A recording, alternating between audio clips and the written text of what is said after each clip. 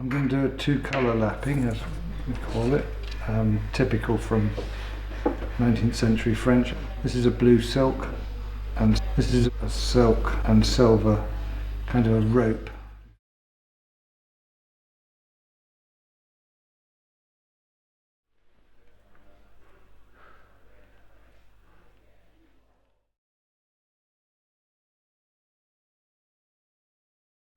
And then you need to safely put the hair away from the frog, so I find if I go halfway down the stick and back up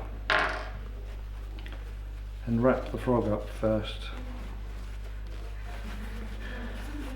so the silver bits don't get damaged against the head, and then wrap it around the stick.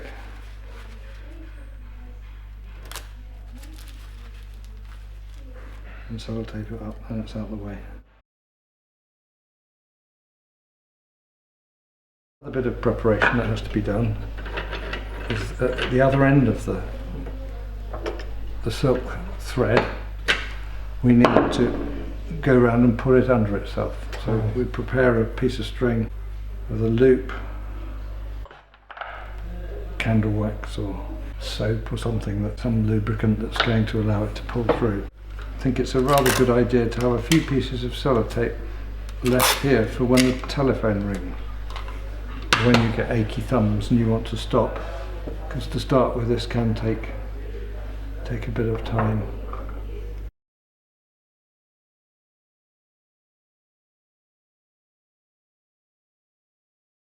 I want to do a lapping that's about 3 inches or 75 millimeters long, so I put a little pencil line on the bottom flat up from the mark.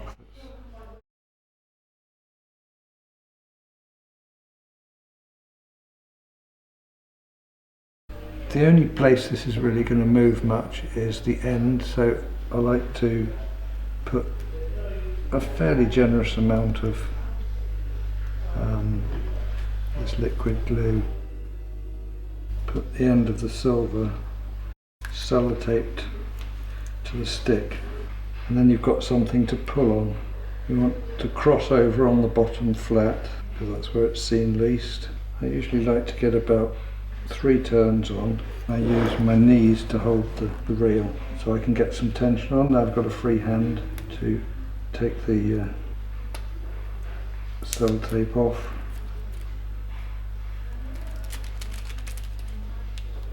And you can also then put a little bit more tension on there, and you can use your thumb to ease it into a nice position so it's going around the stick and it's covered up your pencil line nicely.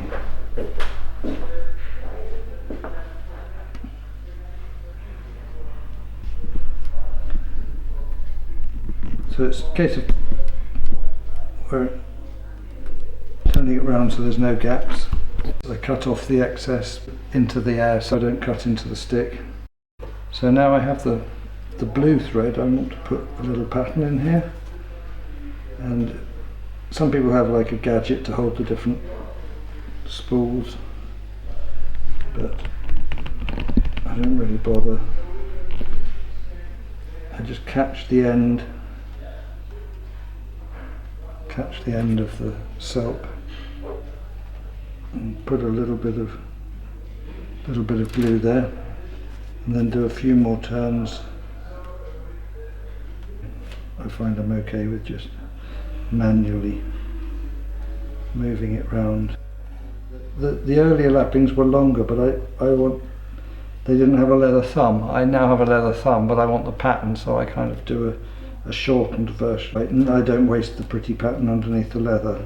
So typically that means 5 turns of the silver and the blue mixed. So then I've made just 3 silvers just to make a little band. Then bring the blue one out again. So this way you can do any pattern you like. Sometimes people introduce a 3rd colour. So the trick is to not pull too hard on either of them. And I'm laying the blue one a little bit lower angle, so that sits in against the silver first, and then the silver comes up. So this time I usually do 5 and this time it's 4 and 4.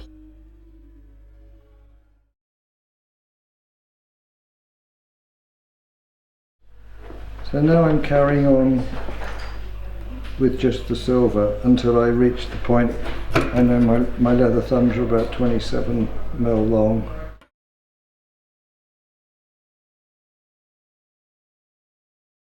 One flat beyond the bottom flat, I put a loop, and now I wind this on a little bit less tight.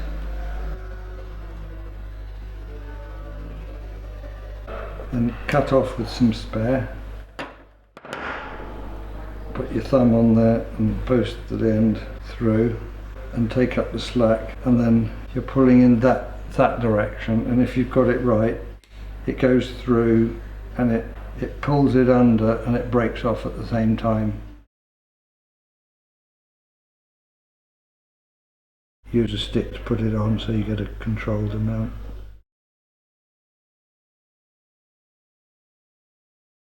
I'm burnishing down the lapping, which makes it feel smoother for the player, and because it is made up of silk and silver and threads, we're pushing in, and that makes it look nicer because it kind of fills the gaps.